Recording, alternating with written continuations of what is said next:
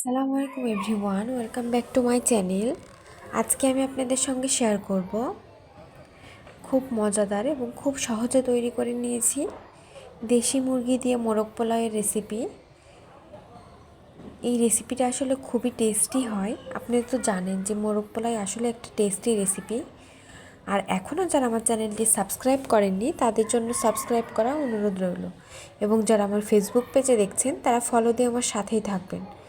আমি খুব সহজে ঘরোয়া উপকরণ দিয়ে তৈরি করে নিয়েছি মোরগ পোলাওয়ের রেসিপি, এবং অবশ্যই দেশি মুরগি দিয়ে করেছি। আপনারা ইচ্ছা করলে ব্রয়লার মুরগি কিংবা পাকিস্তানি মুরগি দিয়েও করতে পারেন। দেখুন, এ পর্যায়ে আমি দেশি মুরগি এভাবে কেটে নিয়েছি। এ পর্যায়ে দেখুন আদা রসুন বাটা দিয়ে দিচ্ছি। এ পর্যায়ে আমি কাঠবাদাম বাটা দিয়ে দিচ্ছি। আমি 10 থেকে 12টা কাঠবাদাম বেটে নিয়েছি। এ পর্যায়ে দেখুন মশলা দিয়ে দিচ্ছি। আমি রাঁধুনি রেডিমিক্স মশলা, বিরিয়ানি যে কোনো মশলা দিতে পারেন। এ পর্যায়ে আমি গরম মশলার গুঁড়া দিয়ে দিচ্ছি এবং মরিচ গুঁড়া দিয়ে দিয়েছি 2 চামচ, এবং লবণ দিয়ে দিয়েছি। আপাতত আমি 1 চামচ দিয়ে দিচ্ছি, কারণ বিভিন্ন বিরিয়ানির মশলায় বিভিন্ন রকম লবণ দেওয়া থাকে, সেই ক্ষেত্রে লবণের পরিমাণটা একটু বেশি হতে পারে। এ পর্যায়ে আমি পরে লবণ দিয়ে দিব। দেখুন, এ পর্যায়ে আমি দিয়ে দিচ্ছি টক দই, এবং আপনার ইচ্ছা করলে দুধটা দিয়েও তার সঙ্গে লেবুটা দিয়ে দিবেন, তাহলেই কিন্তু হয়ে যাবে। দেখুন, এই পর্যায়ে আমি চলে একটা প্যান বসিয়ে দিয়েছি। দেখতে পাচ্ছেন আমি আলুটা এভাবে কেটে নিয়েছি।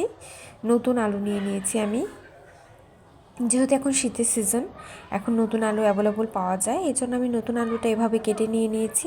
আপনি ইচ্ছা করলে কম বা বেশি নিতে পারেন। দেখুন, এ পর্যায়ে হালকাভাবে একটু ভেজে নিয়ে পেঁয়াজ কুচি দিয়ে দিচ্ছি, এবং এর সঙ্গে আমি একটু পেঁয়াজের পাতাও নিয়ে নিয়েছি।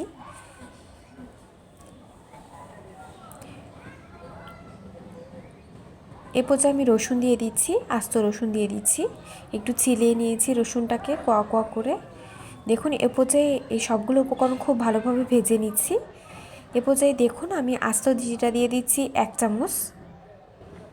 এটা আমি দিয়ে দিচ্ছি ফ্লেভারের জন্য। আপনারা ইচ্ছা করলে সব রকম মশলা তো বিরিয়ানিতে দেওয়া থাকে, ইচ্ছা করলে আপনারা নাও দিতে পারেন, তবে আমি দিয়ে দিচ্ছি, ফ্লেভারটা অনেক ভালো আসে বিরিয়ানি, সেজন্য। এ পর্যায়ে যে ম্যারিনেট করার যে মাংসগুলো আমি রেখেছিলাম, সেগুলো মাখিয়ে রাখা, সেগুলো দিয়ে দিচ্ছি। দিয়ে খুব ভালোভাবে কষিয়ে নিতে হবে। আসলে এই কষানোটার ওপরই কিন্তু ডিপেন্ড করবে আপনার বিরিয়ানিটা কত বেশি টেস্টি হবে। দেখেই বুঝতে পারতেছেন কতটা সুন্দর লাগতেছে এখনই। দেখুন, খুব ভালোভাবে কষিয়ে নিতে হবে কিন্তু মাংসটাকে। এটা যেহেতু দেশি মুরগি, সেহেতু কিন্তু দেখুন এ পর্যায়ে আমি তেজপাতা দিয়ে দিচ্ছি। যেহেতু এটা দেশি মুরগি, এজন্য কিন্তু একটু সেদ্ধ হতে সময় লাগবে। এ পর্যায়ে আমি টমেটো সস দিয়ে দিচ্ছি।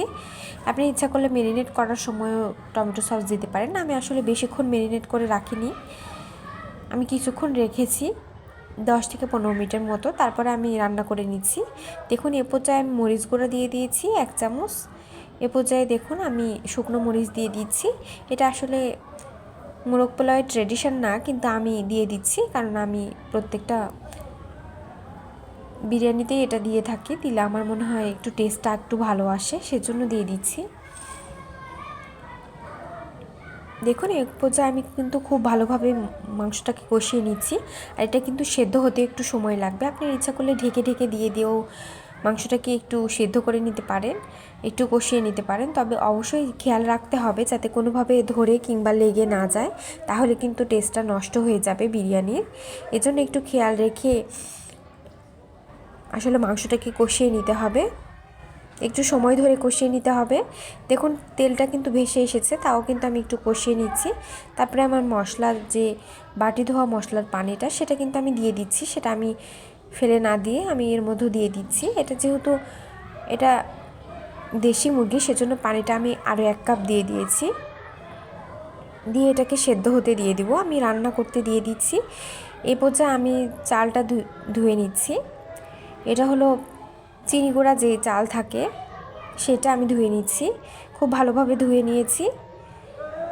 3 কাপ চাল দিয়েছি আমি। দেখুন, এ পর্যায়ে আমি এটাকে খুব ভালোভাবে রান্না করে নিচ্ছি। দেখেই বুঝতে পারতেছেন আমার কিন্তু এটাকে আরও ভালোভাবে কষিয়ে নিতে হবে, তাহলে কিন্তু টেস্টটা ভালো আসবে। দেখুন এটা কিন্তু মানে বেশি একদম সেদ্ধ হয়ে যাবে না, কারণ এটা কিন্তু দেশি মুরগি, এই জন্য আপনি ইচ্ছা করলে পাকিস্তানি চিকেন দিয়েও এরকমভাবে করে নিতে পারে। দেখুন এরকমভাবে কিন্তু আমি নেড়েচেড়ে একটু ভালোভাবে কষিয়ে নিচ্ছি। দেখেই বুঝতে পারতেছেন আমার কিন্তু হয়ে গেছে। এ পর্যায়ে কিন্তু আমি নামিয়ে রেখে দেবো একটা বাটিতে। এ পর্যায়ে কিছু মশলা কিন্তু রেখে দিচ্ছি, দিয়ে আমি এর মধ্যে দিয়ে দিচ্ছি মটরশুঁটি। আমি অল্প পরিমাণ দিয়ে দিয়েছি, আপনার ইচ্ছা করলে এটা স্কিপ করতে পারেন, আর ইচ্ছা করলেও দিতেও পারেন, তাহলে টেস্টটা আমার কাছে একটু ভালো মনে হয়, সেজন্য দিয়ে দিচ্ছি। দেখুন এ পর্যায়ে আমি চালগুলো ধুয়ে রেখেছিলাম, এখন আমি পানি ঝরিয়ে রেখেছি, সেটা আমি দিয়ে দিচ্ছি।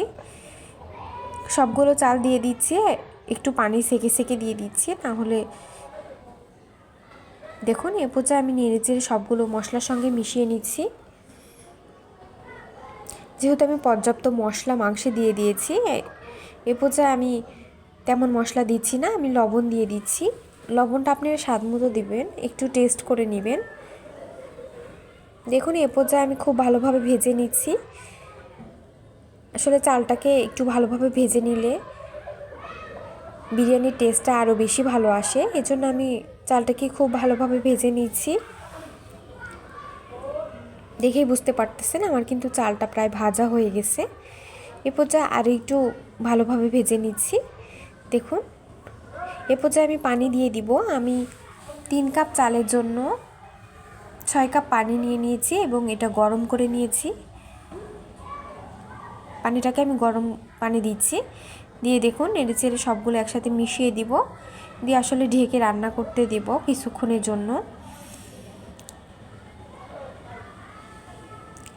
আর এভাবে মোরগ পোলাও করলে আমার মনে হয় টেস্টটা অনেক ভালো আসে। আমি ঘরোয়া উপকরণ দিয়ে মোরগ পোলাও রেসিপি তৈরি করেছি, আপনারা ইচ্ছা করলে তৈরি করতে পারেন। দেখুন আমার রেসিপি ভালো লাগলে অবশ্যই লাইক দিবেন। দেখুন আমি ঢেকে দিচ্ছি। এ পর্যায়ে কিন্তু আমি 6 থেকে 7টার মতো কাঁচামরিচ দিয়ে দিচ্ছি এবং মাঝখানে একটু ভেঙে ভেঙে নিয়েছি, তাহলে একটু ঝালটাও বেশি হবে এবং ফ্লেভারটাও অনেক ভালো আসবে।